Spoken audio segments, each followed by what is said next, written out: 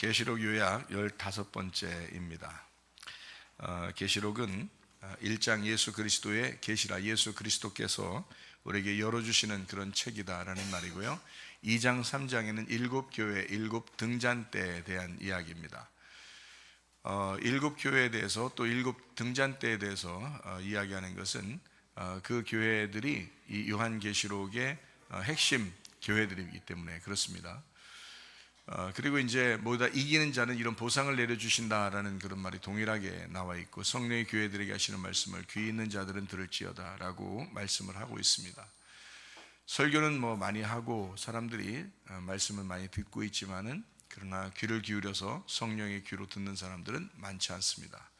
하나님 말씀을 듣고 듣는다라고 하는 것은 순종한다는 것을 전제로 합니다. 순종한다, 듣는다 같은 의미예요. 그래서 하나님 말씀을 듣는다, 하나님 말씀을 순종한다, 그럴 의도로 말씀을 듣는 거죠.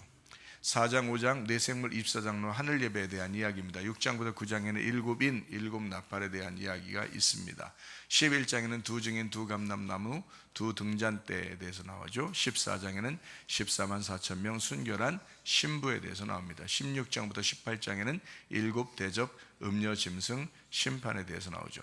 19장에는 어린 양이 혼인잔치 8절에 세마포 준비에 대해서 나옵니다. 20장에는 영 안에서 청체벌에 동참한 생명책에 기록된다는 말씀이 있습니다. 21장, 22장은 새 예루살렘 생명나무 주님을 기다림 아멘, 이렇게 되어 있는 내용입니다.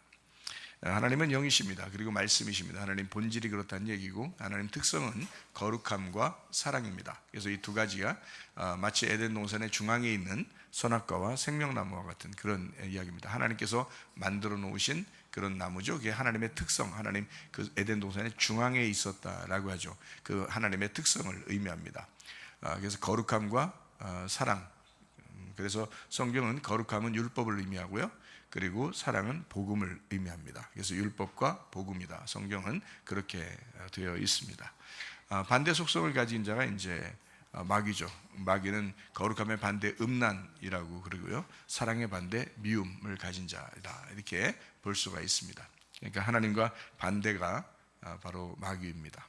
1장에는 일곱 교회에 대해서 예수님께서 이제 어린 양 되셔서 예수님이 그 계시를 한다라는 그런 의미가 1장에 나와 있고, 2장 3장에는 일곱 교회, 일곱 등잔대에 대한 일곱 교회가 이제 순서적으로 이 시대적인 순서를 이야기하기도 하고, 그리고 교회마다 어떤 교회는 이런 교회, 어떤 교회는 이런 교회, 이렇게 표현하는 이제 특성을 가지기도 하고, 한 교회 안에 일곱 가지 특성을 가진 사람들이 이 사람은 이런 교회 특성, 저런 사람은 저 교회의 특성을 가지고 살아간다, 이렇게 볼 수 있는데, 또 하나는 이제 전체적으로 그 일곱 교회의 특성이 바로 우리 마음 안에 있다. 그래서 성경을 볼 때 옆에 사람과 같이 보는 경우도 있지만은, 성경 볼 때 사실 자기하고 성경하고 같이 둘이 보잖아요. 성경과 자기하고 둘이 있잖아요. 그러니까 그 성경이 나한테 말하는 것이고, 내가 그 성경에게 그 귀를 기울이는 거잖아요. 그죠? 그러면 그 성경이 나에게 뭔가 얘기하는 것이 있을 거란 말이죠. 그것을 듣는 겁니다. 주님, 내가 여기 있습니다. 주의 말씀을 듣겠습니다. 주님 말씀하시옵소서. 주의 말씀이 내 앞에 있단 말이에요. 그러면 이것은 다른 사람에게 얘기하는 게 아니라 나에게 얘기하는 거죠. 그래서 결국에는 일곱 교회의 모든 특성이 내 안에 있는 것이다, 이렇게 볼 수 있습니다. 그래서 우리 속에는 아까워 더러운 귀신, 일곱 귀신을 쫓아내고, 그리고 이제 일곱 등불이 되신 예수님을 우리 마음 안에 모셔야 된다, 이제 이런 말씀을 하는 것입니다. 4장 5장에는 내생물 24장로 하늘 예배에 대한 이야기가 있습니다. 내생물 24장로 하늘 예배에 대해서는 성막, 성전, 그리고 교회에 대한 이야기인데요, 그 안에서 이제 언약궤를 지키는 것과 밖에서 이제 교회를 보호하는 그런 차원에서 이야기하는 것이니까 이것도 두 가지죠. 안과 밖을 얘기합니다. 그래서 속 사람과 겉 사람을 의미하는 거고요, 속의 사람은 이제 예배를 드리는 그 이제 안의 내용을 의미하고, 겉의 사람은 그것을 보호하는 율법과 같은 울타리와 같은 이야기를 하는. 그래서 내생물 24장로 이렇게 하늘 예배를 드린다, 영적 예배의 그 모습을 설명하는 것입니다. 우리가 속사람이 중요하다고 해서 겉사람이 필요 없다, 이렇게 말할 수도 없는 거죠. 그러니까 속사람과 겉사람은 함께 중요한 것입니다. 그러니까 마치 이제 알맹이도 중요하지만 껍질도 중요하다 이렇게 보는 거죠. 그래서 울타리를 쳤다라고 하는 것이 이제 에덴 동산이고, 그 동산이라는 것도 중요하지만 에덴도 중요하잖아요.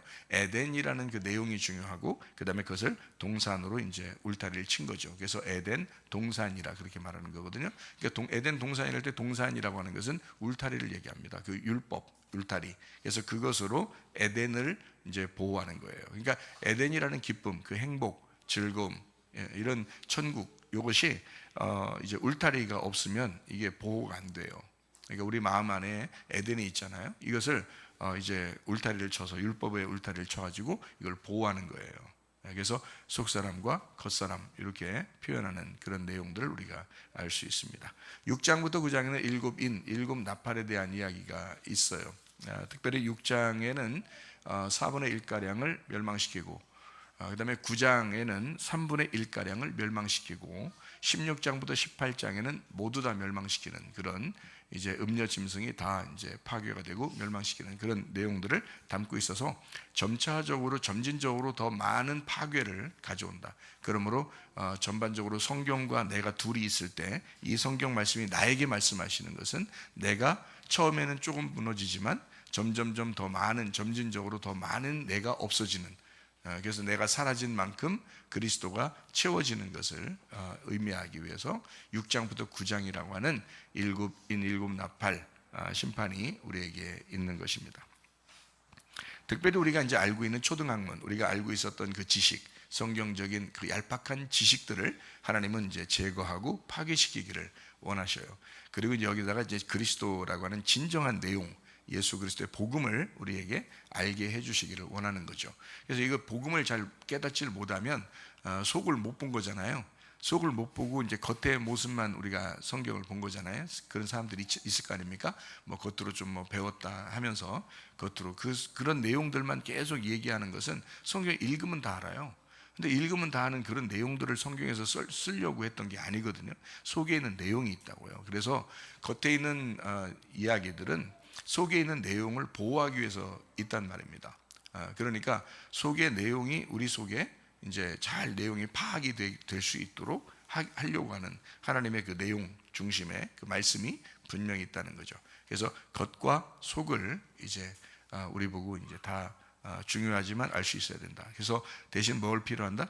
복음이라는 내용을 네가 알고 있으면 겉은 알게 된다는 거죠. 근데 겉은 그냥 가만히 있어도 알게 되는데 속의 내용은 진짜 먹어보지 않으면 모르잖아요. 그래서 진짜 먹어보고 만져보고 이제 경험해보지 않으면 알 수 없는 게 속에 있는 거란 말이에요. 그래서 그 속에 있는 거를 복음이라고, 내용이라고 하는 겁니다. 복음이라고 하는 진리의 말씀, 이것은 겉에 있는 것으로 보호를 받는다, 이렇게 되는 거죠. 그래서 복음을 이제 설명하기 위해서 겉의 모습이 이 성경책이라는 걸 써놨다, 이런 거죠. 그 속에 있는 복음을 알려주기 위해서. 자, 이래서 우리가 이제 아는 것은 겉을 읽어봐라 라고 하는 것도 중요하지만, 중요하죠. 그래서 읽어보라 하는 거예요. 누가 그렇게 물어보더니 성경 어떻게 읽었으면 좋냐, 그러니까 빨리 많이 읽어라, 제가 그렇게 얘기했거든요. 빨리 많이 읽어야 이게 뭐 내용을 어떻게든지 파악할 거 아닙니까? 그 순서를 좀 알고 성경을 빨리 많이 읽어라. 일단 그렇게 하고 순서를 안 다음에 교회에서 이제 말씀을 증거해 줄 때 내용을 설명해 준다. 그 속에 있는 내용들을. 그러면 겉을 딱 이제 순서를 알고 그 다음에 속에 있는 내용들을 딱 알게 될 때는 그 복음이 자기 속에 들어오는 거죠. 그래서 그 속에 있는 내용들은 우리가 맛보는 겁니다. 맛보고 실제로 먹어보고 경험하고 이런 것을 의미하는 거죠. 겉에는 그냥 쭉 그냥 읽는 거예요. 네, 이렇게. 그래서 뭐 어떤 게 더 중요하냐라고 말할 수는 없어요. 율법이 중요하냐, 복음이 중요하냐, 둘 다 중요하죠. 율법이 복음이고 복음이 율법이 돼야 된다. 그래서 율법 안에서 복음을 발견하는 사람, 이게 중요한 거죠. 근데 율법만 아는 사람들이 많았어요. 바리새인들과 사두개인들, 뭐 율법 교사들, 또 유대인들, 이런 사람들은 율법을 알고 있었어요. 율법을 철저하게 지키고 알고 있었는데 속에 복음의 내용을 몰랐단 말이에요. 율법 안에 속에 숨겨져 있던 내용을 몰랐었던 거죠. 그래서 속에 있는 내용이 하늘에서 이 땅에 내려왔는데 하나님의 뜻이 하늘에서 이룬 것처럼 땅에서 그 뜻 계획이 하늘에서 이룬 것 계획했던 것처럼 이 땅에서도 그 계획이 이루어져야 된다. 그게 예수님이거든요. 그래서 예수님이 그 내용이 되셔서 율법, 너희들이 알고 있는 율법의 그 속에 있는 내용을 내가 가지고 왔다. 그거 알려주러 왔다. 그러니까 율법만 알고 있는 사람들은 어떻게 돼 있어요? 껍질만 알고 있는 사람들은 반드시 부딪히게 되겠죠. 그래서 껍질만 알고 있는 사람들하고는 이제 예수님이 다투기도 하고 그렇게 한 것입니다. 뭐 싸우려고 일부러 쌈질을 하려고 한 것이 아니고 쌈 걸려고 한 것도 아니고, 이게 내용을 모르는 자들에게 그 껍질만 알고 있는 너희들 내용을 알아야 된다. 그래야 너희들의 껍질이 완전해지는 것이다 라고 알려주려고 사랑하는 마음으로, 바리새인들을 정말 사랑하는 마음으로 그들에게 욕도 하고 말씀을 가르치고 이렇게 한 것입니다.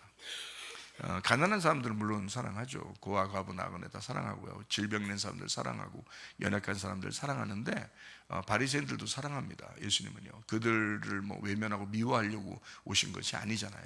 그래서 그 사람들을 사랑하는 방법은 부딪히는 방법이거든요. 왜냐하면 그들은 껍질만 알고 있잖아요. 율법만 알고 있잖아요. 껍질은 깨져야 되거든요. 껍질이 깨지면 그 속에 알맹이가 나와야 되잖아요. 그래서 껍질을 깨뜨리는 거예요. 껍질을 깨뜨려서 알맹이를 알게 해주고 알맹이가 나올 수 있도록 해주는 그런 내용들입니다. 그러니까 이제 이런 심판들도 있는 거고 그렇습니다. 자, 그 다음에 이제 우리가 이제 11장이죠. 11장에는 두 증인, 두 감람나무, 두 등잔대에 대해서 나와 있는 이야기입니다. 예수님은 왕이시면서 제사장으로 이 땅에 오셨다 했어요. 구약에는 모세하고 아론, 그리고 이제 스룹바벨하고 대제사장 여호수아, 이렇게 둘씩 이렇게 나타나는 것을 볼 수가 있죠. 그리고 이제 이 둘씩 나타나는 이 두 가지를 하나로 엮어서 성경을 설명해 주는 한 사람이 있었는데 멜기세덱이라는 사람이었습니다. 멜기세덱은 왕이면서 제사장이었다라고. 그래서 그 멜기세덱으로 예수님이 이 땅에 오셨다라고 하는 것은 왕이신 제사장이 이 땅에 오셨다라고 이제 하는 것입니다. 우리 보고 이제 왕 같은 제사장이다라고 할 때도 마찬가지죠. 그러니까 우리가 진짜 왕은 아니죠. 근데 왕 같은 제사장이에요. 그래서 왕이신 예수님을 모신 그런 제사장들이다. 이제 중간에서 역할을 감당하는 것이다. 예수님은 이 땅에 오셔서 제사장 역할을 다 끝냈습니다. 십자가에서요. 그래서 완전히 중보하셨죠. 다 끝내셨죠.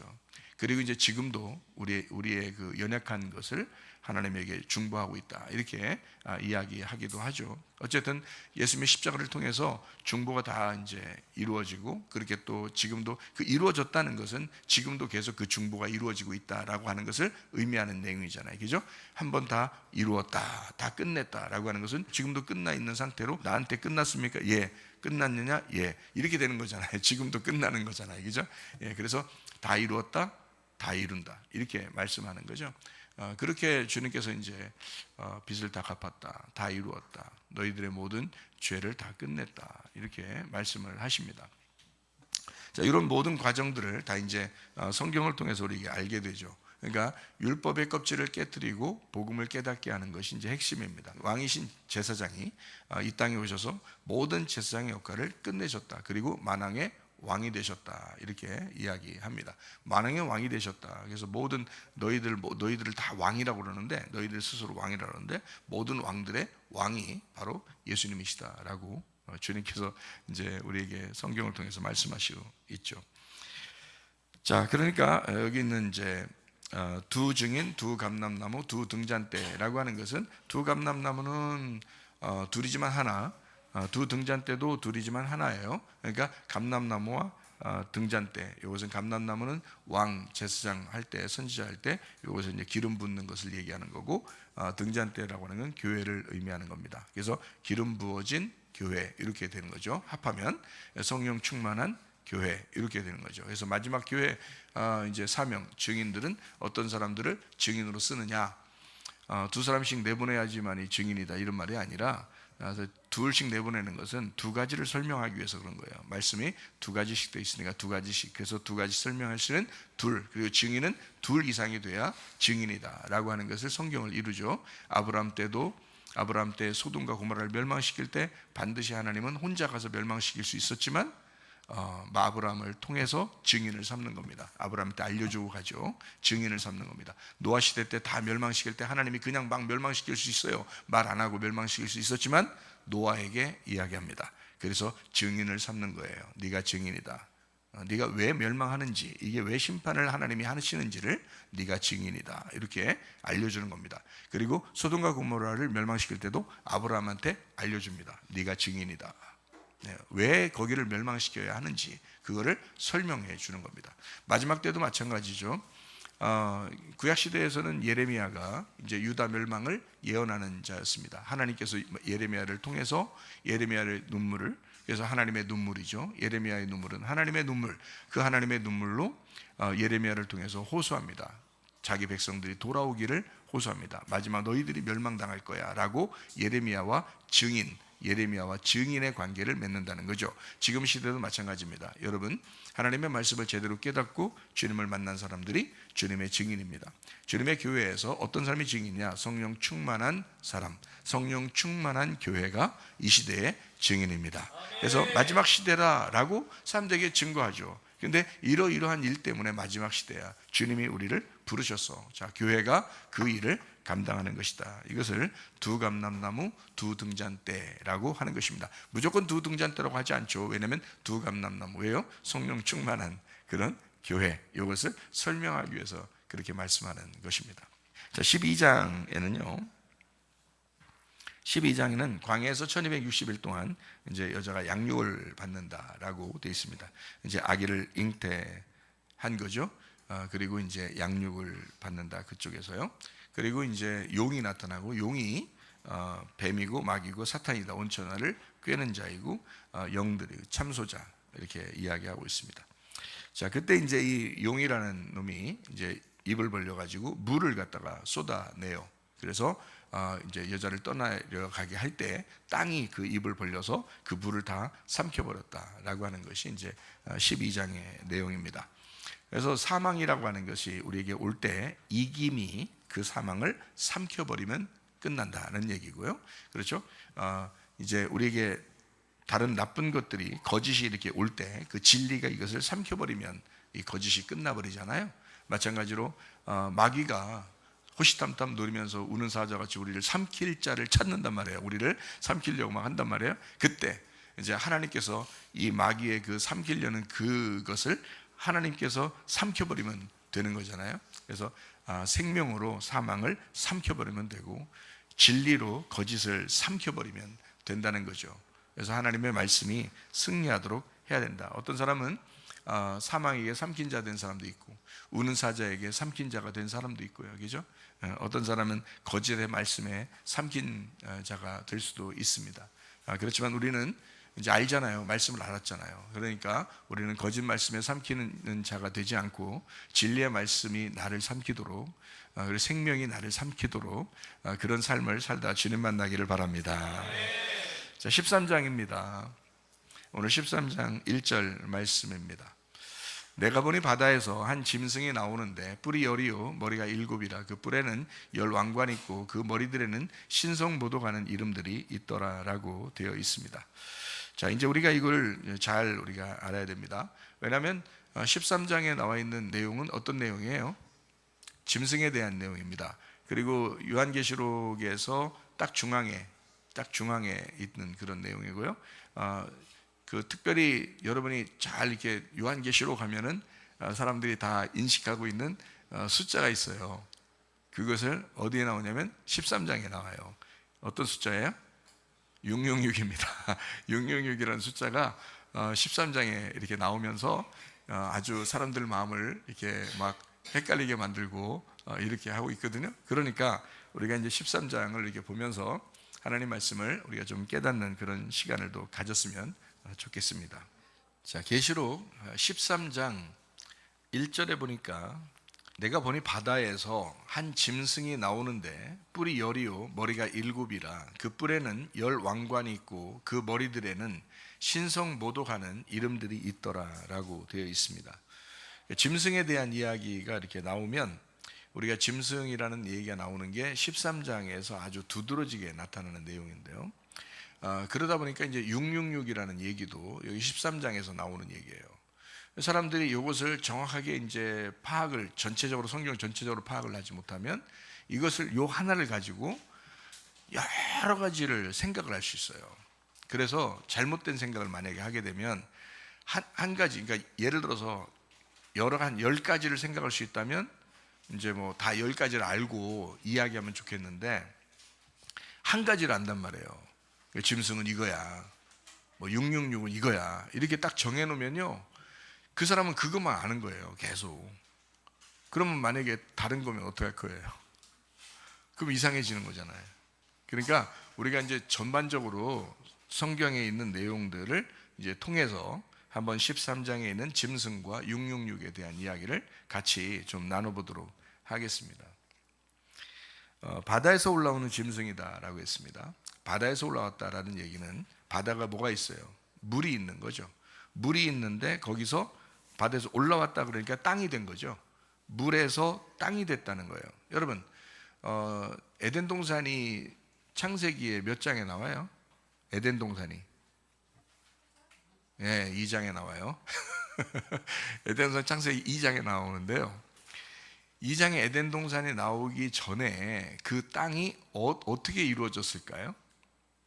그 땅이 물에서 나온 거예요.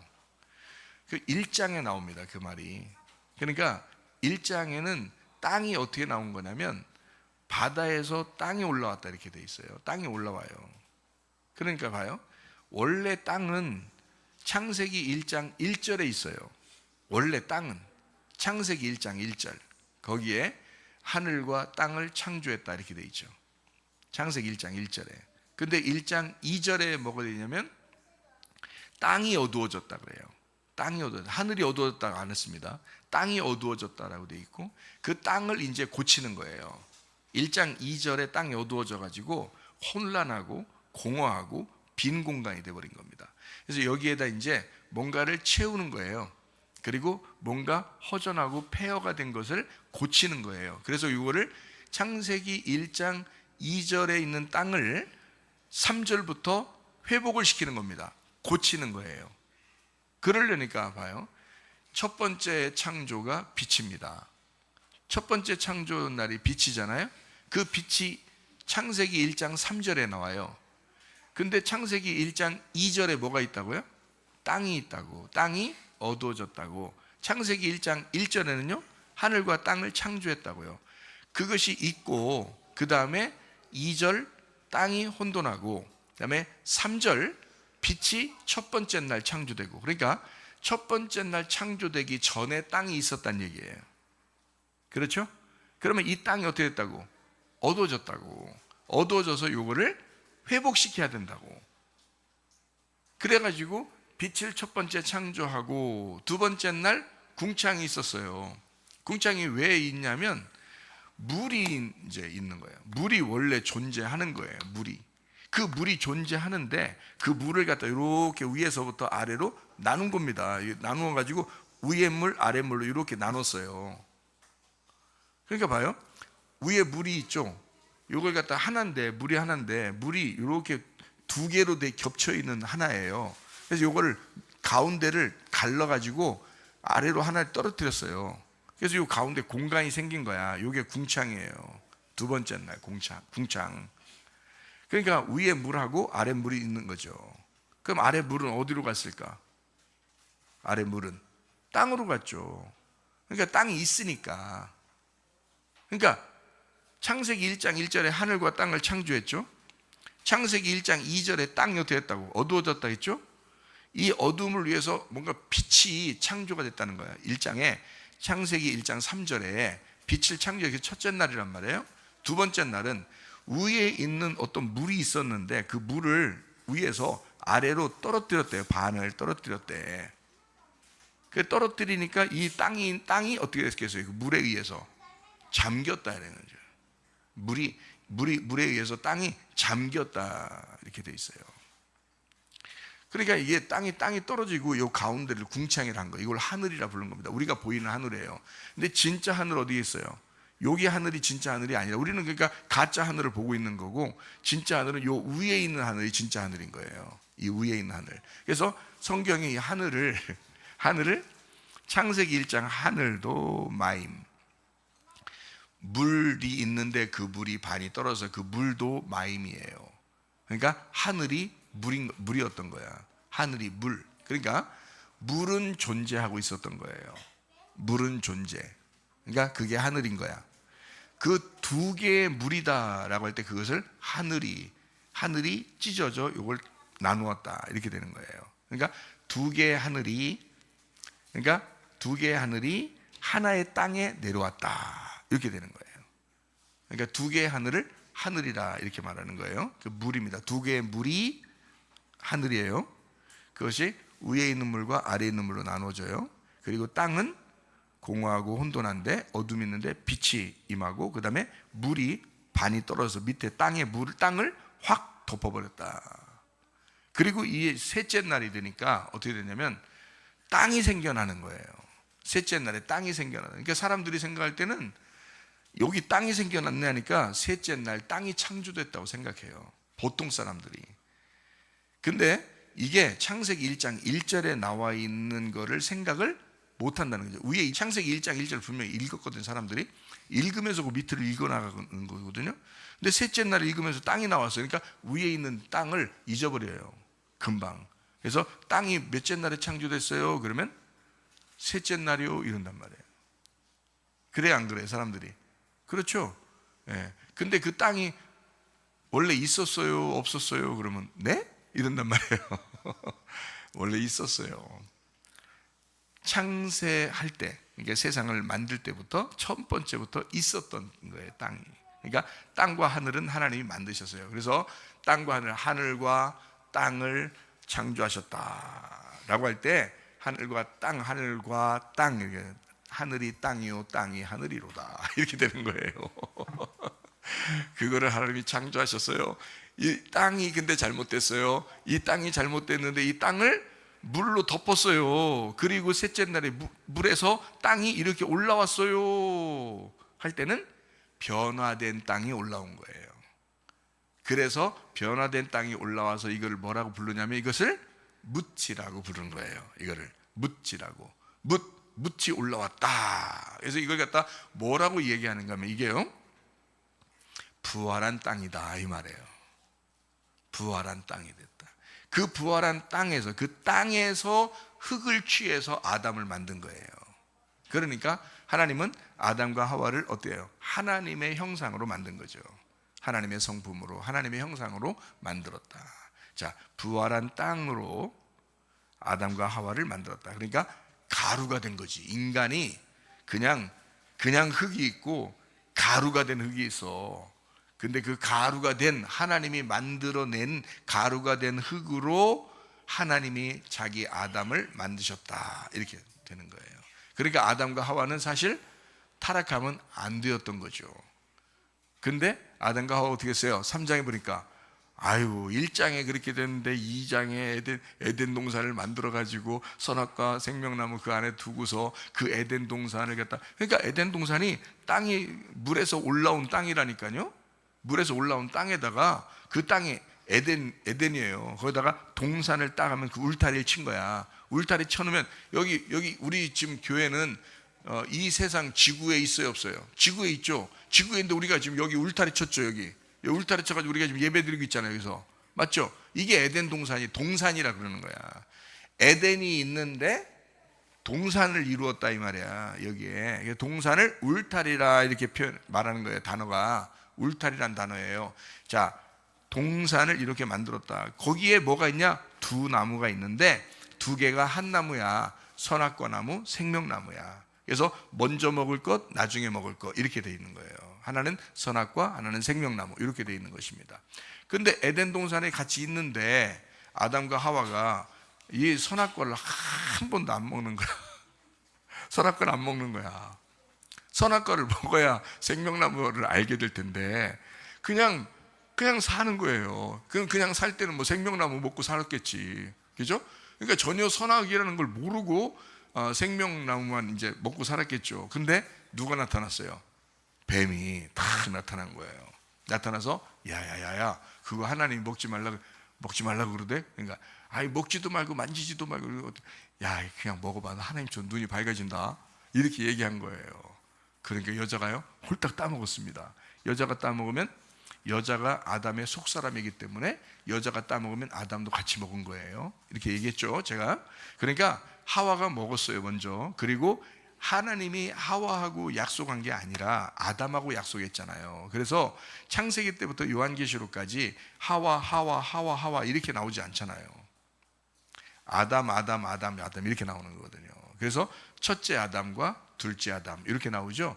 첫째 아담과 마지막 아담 이렇게 나와요. 그러니까 이게 왜 그러냐면 아담이 먹어야 언약이 성취되는 거예요. 언약이. 그러니까 언약, 하나님하고 약속한 건 아담이잖아요. 아담하고 약속했잖아. 그래서 아담이 주인이잖아. 아담 속에 하와가 속사람이거든요. 아담 속사람. 아담의 생명이에요. 하와니까 생명. 아담의 생명이야. 그런데 아담이 주인인 거야. 남편과 아내가 있으면 누가 주인이에요? 남편이 주인이잖아요. 남편이 주인이야. 여자는 남편의 생명이고요. 남편이 아내의 주인이란 말이에요. 그러니까 자, 생명이 있는 하와가 선악과를 먹었네요. 그런데 하나님이 딱 나타나질 않아요. 하와가 먹었는데 그 시간에 갑자기 확 나타나면 멋있잖아요. 그런데 안 나타났다고. 아담이 쫄래쫄래 오니까 하와가 당신도 먹어봐 그러니까 얼른 먹잖아요. 그래서 이제 하와가 먹었다는 걸 아니까 먹는 거야. 그 벌써 따서 가져왔으면 벌써 이게 먹은 거 아니에요. 그러니까 아담이 그걸 갖다가 얼른 먹어요. 왜냐면 하와가 죽으면 자기도 죽은 거니까. 그죠? 자기 생명이잖아. 자기 속사람이잖아.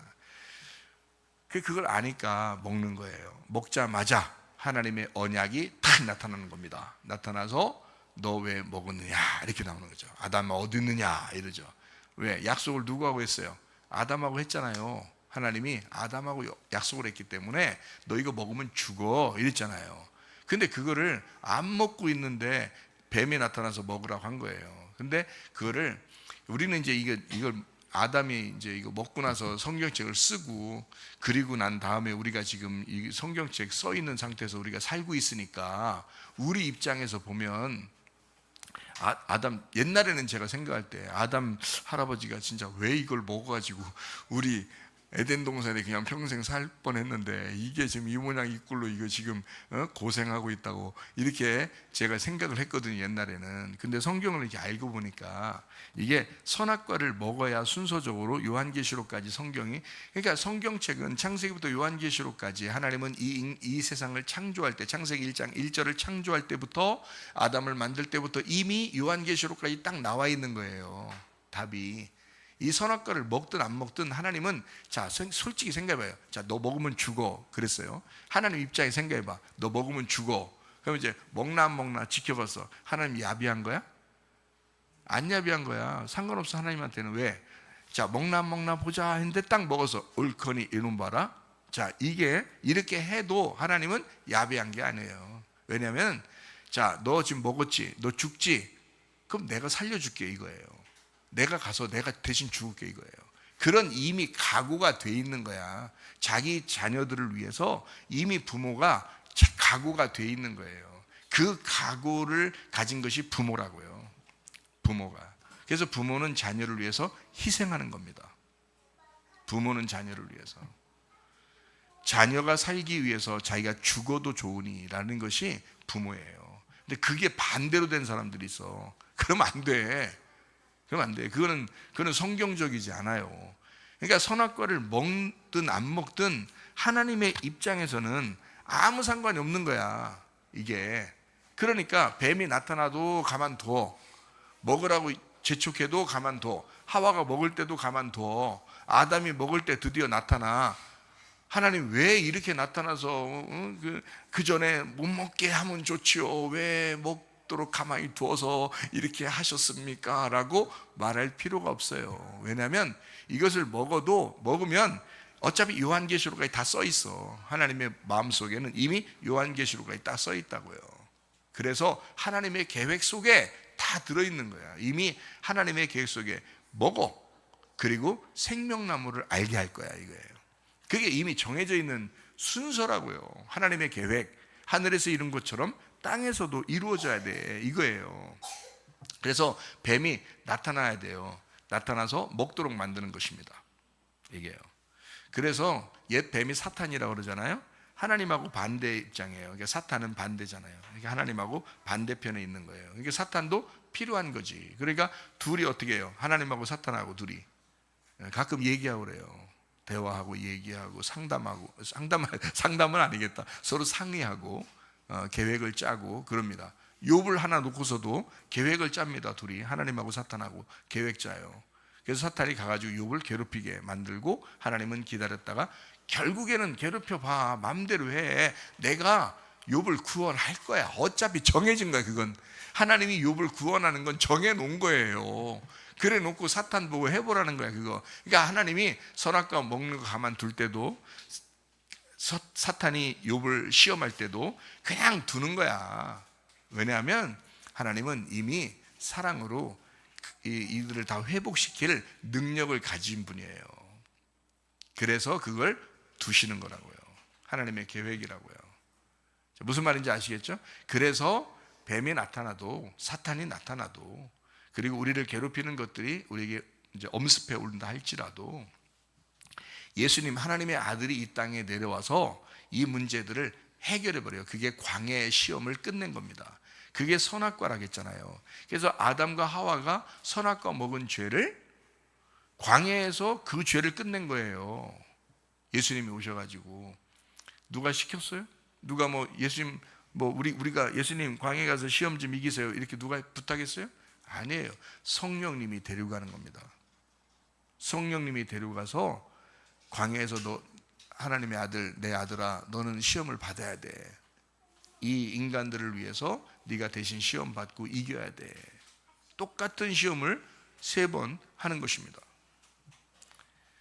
그때 예수님은 이긴 거고요. 아담과 하와는 진 것입니다. 그렇죠? 아담과 하와는 지는 거고 예수님은 이기는 겁니다. 그래서 지고 이기고, 그래서 예수님을 이긴 자라고 그러는 거예요. 요한계시록에서 예수님을 이긴 자라고 그러는 겁니다. 그러니까 이긴 자 그러니까 무슨 이단 교주들 이긴 자라고 하는 사람들도 있던데 그건 헛소리입니다.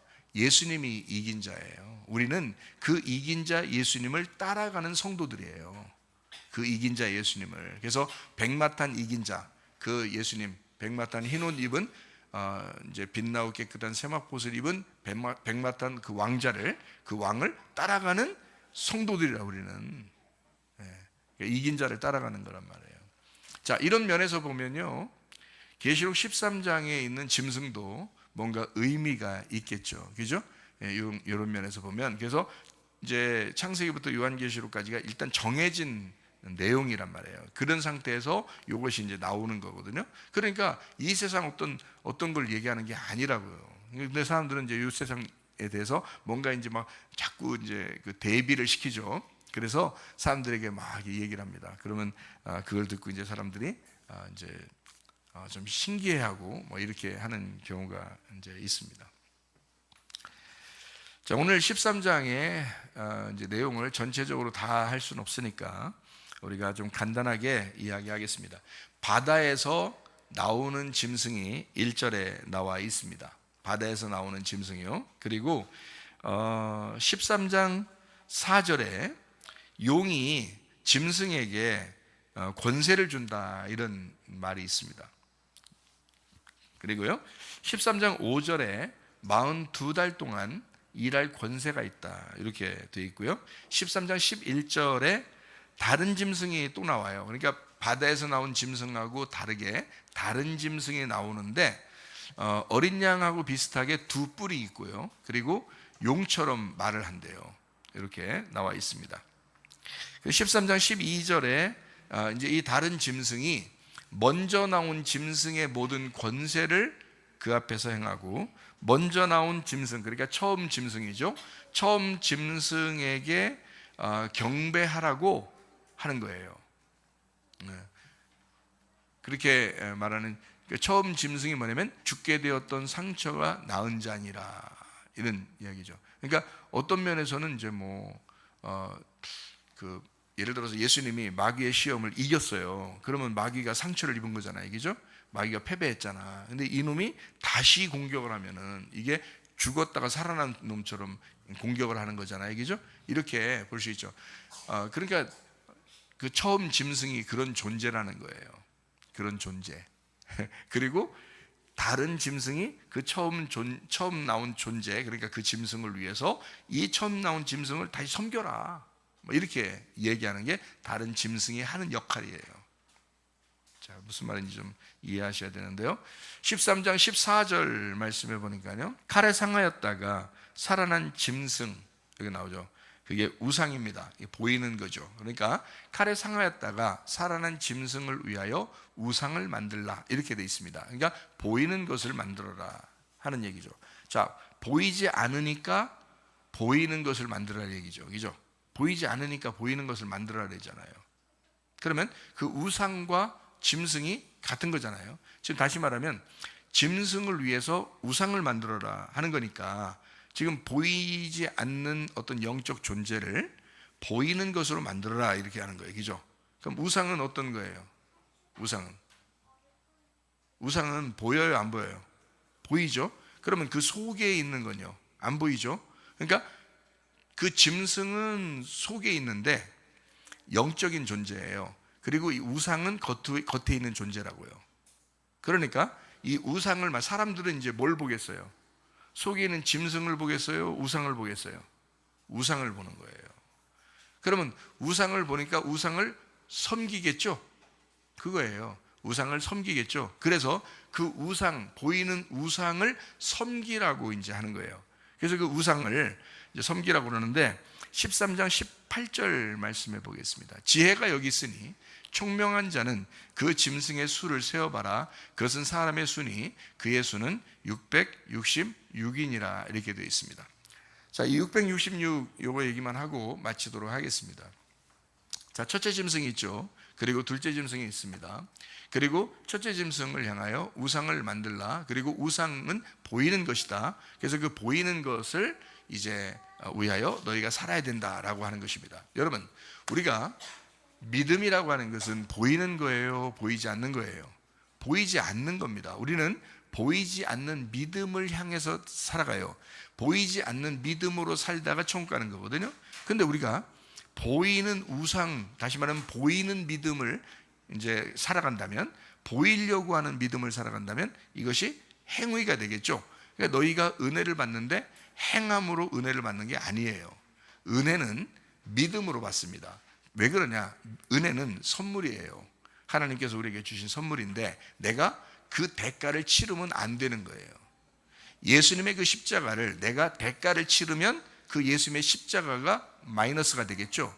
그래서 예수님의 십자가를 내가 대가를 치르지 않고 그걸 그대로 받아들여야 됩니다. 이게 믿음입니다. 그래서 믿음으로 총 간다라고 하는 것은 그 예수님을 네가 진짜 믿느냐, 이렇게 되는 거예요. 그래서 그 믿음으로 너희가 총 간다라는 말이고요. 행함으로 그래서 절대 안 됩니다. 그럼 이 행함이라고 하는 건, 행함은 그러니까 처음에 나오는 게 아니에요. 믿음에서 나오는 게 아닙니다. 행함은 믿음이라는 단어에서 처음에 나오는 게 아니고 그 후에 우리가 교회 생활을 하면서 믿음을 가졌는데, 예수님이라는 믿음을 가졌는데 교회 생활을 하면서 겉으로 나타나는 거예요. 그래서 믿음이 밖으로 드러나는 거, 이걸 행함이라고 그러는 거예요. 그런데 이 행함은 육체의 열매가 아니죠. 왜? 육체는 나니까 성령의 열매가 돼야 된단 말이에요. 왜? 성령은 안 보이는 예수님이잖아요. 그러면 보이지 않는 예수님이라는 믿음이 성령님이라고요? 그러면 그 예수님이라는 믿음, 그 성령님의 열매가 나타나야지, 믿음의 열매가 나타나야지. 그래서 믿음의 행함이 나타났을 때, 이거예요. 믿음의 행함이 나타났을 때 이 믿음이 살아있는 거다라고 하는 거죠. 네 속에서 살아있는 거다. 근데 믿음의 행함이 나타나는 게 아니라 육체, 너의 자랑을 위해서 행동을 나타낸다든지, 믿는 사람처럼 이렇게 행동하는, 그러면서 자기의 자랑, 내가 이것을 했으니, 내가 그리스도인으로서, 내가 예수 믿는 사람으로서 내가 이렇게 이 정도 했으니까 저 사람이 날 이렇게 보겠지라는 어떤 그런 모습들, 눈꼽만큼도 귀에 들어갔다면 육체의 열매입니다. 그거는 보이는 우상이에요. 그렇죠? 보이는 게 아니잖아, 우리가. 그죠? 보이는 게 아니라 보이지 않는 믿음으로 나타나는 열매를 얘기하는 거예요. 그걸 행함, 야고보서 2장에 나타나는 행함이 없는 믿음은 죽은 것이다 라고 하는 거예요. 그게, 그 행함은 보이는, 우리가 말하는 그 보이는 이런 게 아니라고요. 예수님의 열매니까 안 보이는 진짜 열매를 얘기하는 거고요, 성령의 열매를 얘기하는 거고, 우리가 하는 이것이 아니라 우리가 드러내는 그 열매들은 다 육체의 열매들이란 말이에요. 교회에서 하는 행동들도. 그러니까 잘못하면 육체의 열매를 하다가 멸망당한다고, 하나님 나라를 유업으로 못 받는다고요. 근데 성령의 열매는 진짜 누구 믿음이 들어온 거예요? 예수님 믿음이 들어온 거야. 예수라고 하는 분을 내가 믿음으로, 그 은혜를 전적으로 믿음으로, 내 행함이 하나도 포함되어 있지 않는 그 믿음, 전적인 예수님을 받아들임으로 은혜, 선물을 받았다. 그래서 은혜를 믿음으로 말미암아 은혜를 받았다. 은혜를 믿음으로 말미암아 구원을 받게 되었다. 이렇게 해야 되는 것입니다. 그것이 드러나는 행함이 나타나는 것이 야고보서 2장이고요. 무슨 말인지 알겠죠? 그래서 우리는 우상을 숭배하는 게 아닙니다. 우상 숭배처럼 겉으로 막 드러나는 보이는 믿음을 나타내는 사람들이 아니에요, 실제로는. 그래서 여러분 교회 나와서 뭘 해야 되냐면, 먼저요, 하나님 말씀을 자꾸 들으셔야 합니다. 하나님 말씀을 자꾸 이해하셔야 합니다. 예. 이게요, 요한계시록 13장 18절에도 지혜가 여기 있다라고 해놓고 총명한 자는 그 짐승의 수를 세봐라. 그것은 누구의 숫자라고 그래요? 사람의 숫자라는 거예요. 사람의 숫자니 이는 그의 수는 666이다 이렇게 돼 있어요. 왜 666을 이렇게 써놨냐면 6으로 시작해서 6으로 과정에 거쳐서 6으로 끝난다는 거예요, 그 사람이. 그러니까 이건 순전히 염소 믿음이에요. 양의 믿음이 아니라고, 염소 믿음이라고. 그러니까 자기의 행한 것이 드러나는 거죠. 근데 양의 믿음은 그렇지 않잖아요. 마태복음 25장에 보면 양은 자기가 행한 것을 하나도 기억하지 못해요. 왜? 예수를 믿은 그 믿음이잖아요. 그러니까 그 열매, 성령 열매이기 때문에 자기가 교회에서 행한 행동을 기억이 나질 않는다는 거지. 아니, 기억이 안 나서 안 나는 게 아니라 주님의 은혜를 너무 깊이 생각하는 거예요. 그러니까 자기가 없는 거야. 자기가 없는 거야. 근데 육체의 사람들은 666의 삶을 살아가요. 그게 사람의 숫자입니다. 우상이에요. 그러니까 우상은 보이는 거잖아요. 지금 여기서 앉아서 보이는 게 누구예요? 나예요. 내가 보이는 거라고. 아니, 나라니까 여러분 나 보이는 게 자기 자신이라고. 자기 자신이 사람이잖아. 너의 숫자가 666이라고. 이해가 돼요? 사람의 숫자니 그게 666이야. 지혜가 여기 있으니 총명한 자는 짐승의 숫자를 세봐. 그 짐승의 숫자가 666인데 그게 사람의 숫자야.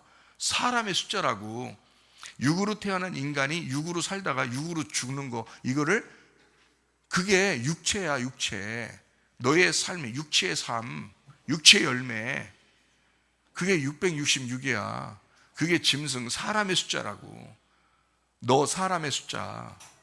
그러니까 이게 이제 보이는 거란 말이에요. 그러니까 사람들은요, 이스라엘 백성들이 막 예수님을 갖다 막 그리워한 게 아니라 성전을 엄청 그리워했다고요. 성전을. 그래, 예수님이 뭐라 그래요? 야, 이 성전 다 무너질 거야, 그러잖아요. 사람들이 막 그렇게 신성시하는 이 성전을 예수님이 다 무너뜨릴 거야 이러잖아요. 사람들이 얼마나 기분 나쁘겠어요. 자기들이 막 하나님처럼 섬기고 있는 이 성전을 예수님이 와가지고 막 그냥 다 무너뜨려, 돌 하나도 돌 위에 남지 않고 다 무너질 거야 막 이러고요. 기분 나쁠 거 아니겠습니까? 사람들이 생각할 때. 사람들은 그걸 막 신처럼 생각했다. 보이는 우상이잖아요. 보이는 우상. 이 성전이 우상된 거야. 다시 말하면 옛 성전이야. 예수님이 볼 때는 옛 성전이야. 여러분과 제가 이 성경을 볼 때는 그게 옛 성전인 거예요. 그죠? 새 성전은 뭐예요? 예수님이잖아. 예수님이 보이지 않는 새 성전이잖아. 지금 예수님 보여, 안 보여? 안 보이는데 그분이 새 성전이잖아. 그걸 어린 양이라고 그러는 거예요. 그러니까 여기 지금 계시록 13장에는 짐승, 보이는 쪽을 얘기해 줘야 되고요. 21장에 가서는 어린 양, 보이지 않는 어린 양, 신랑, 진짜 신랑을 얘기해 주는 거예요. 그래서 어린 양과 반대되는 짐승을, 어린 양과 반대되는 신랑을 얘기하는 거예요. 근데 이거는 반드시 보이는 것이 돼야 된다는 거지. 이게 핵심이야. 여기 오늘 핵심만 딱 설명하고서 다음에 다시 또 설명할 거예요. 자, 핵심이야. 보이는 것을 짐승, 요게요. 보이지 않는 것을 어린 양. 그래서 보이는 짐승과 보이지 않는 어린 양을 설명하기 위해서 13장에 이것을 보이는 우상, 그래서 짐승을 우상으로 만들어 섬기게 만들어요. 어린 양은 우상으로 만들질 않아요. 보이지 않게 하기 위해서 신부 속에 들어가 버려요. 우리 속에 들어와 버린다고, 교회 안에 들어와 버린다고. 그냥 완전히 반대예요. 그러니까 완전히 반대를 쓴 거예요. 계시록 13장과 계시록 21장을 완전 반대로 써버린 겁니다. 그러니까 짐승과 어린 양을 완전히 반대로 써버린 거죠. 그리고 짐승은 보이는 것으로, 우상으로, 어린 양은 보이지 않는 것으로. 그분이 누가 진짜 신랑이냐, 누가 진짜 신랑이냐. 자, 너 짐승 섬기냐? 음녀가 되는 것이고, 똑같이 하나님 믿는 겁니다. 이게 지금 똑같이 하나님 믿는 사람들을 얘기하는 거예요. 어린 양을 너 신랑으로 섬기냐? 너 신부라 그런다. 이렇게 되는 거예요. 예, 그래서 어린 양 대신 예수님이 우리 속에 들어와서 진짜 하나님의 성령의 열매를 맺는 사람들, 그 진정한 주님의 믿음을 가진 자들, 이런 사람들은 성령의 열매를 맺는 주님의 진짜 신부다. 이렇게 말하는 거죠. 새 예루살렘이 되었다. 새 사람이 되었다. 이렇게 되죠. 그래서 옛 성전이 아니라 새로운 성전이 되었다. 이렇게 말씀을 하는 것입니다. 여러분, 이런 삶을 살다가 주님 만나시기를 바랍니다. 우리 한번 기도하겠습니다. 한 목소리로 기도할 때, 하나님, 우리가 짐승의 삶을 살지 아니하고 우리가 어린 양의 삶을 살게 하옵소서. 그리스도 예수 안에서 음녀가 아니라 신부의 삶을 살다가 주님 만나게 하옵소서. 기도합니다. 우리 하나님 아버지, 인도하시고 사랑하심을 감사합니다. 하나님 아버지, 붙들어 주시고 하나님 인도해 주시옵소서. 우리에게 하나님 아버지 주여 임마누엘 하시옵소서. 비염은 떠나갈지어다, 아토피 떠나갈지어다, 위장병 떠나갈지어다, 어지럼증 사라질지어다, 두통은 사라질지어다, 류마티스 관염 떠나갈지어다, 어깨 통증 사라질지어다, 허리 디스크, 목 디스크 떠나갈지어다, 심장병 온전해질지어다, 각종 종양 암 떨이 떠나갈지어다, 감기 몸살 온전해질지어다, 협착증 사라질지어다, 건선피부 온전해질지어다, 이명은 사라질지어다, 자가면역 질환 온전해질지어다, 식도염 사라질지어다, 뇌력이숙 떠나갈지어다, 우울증, 불면증 환자의 드럼불안, 초조 다 떠나갈지어다, 음란, 거짓, 도둑질, 미움, 욕심은 다 떠나갈지어다. 하나님, 우리가 육체의 열매를 따라 살지 아니하고 성령의 열매를 따라 살게 도와 주옵소서.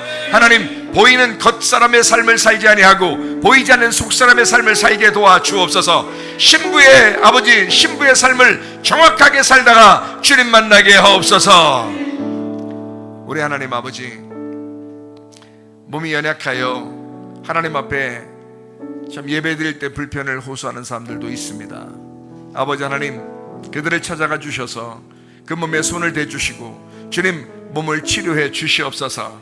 주님이 채찍에 맞음으로 그 질병을 다 담당한 줄로 믿사오니 우리 하나님 아버지여, 치유하시고 회복시켜 주시옵소서.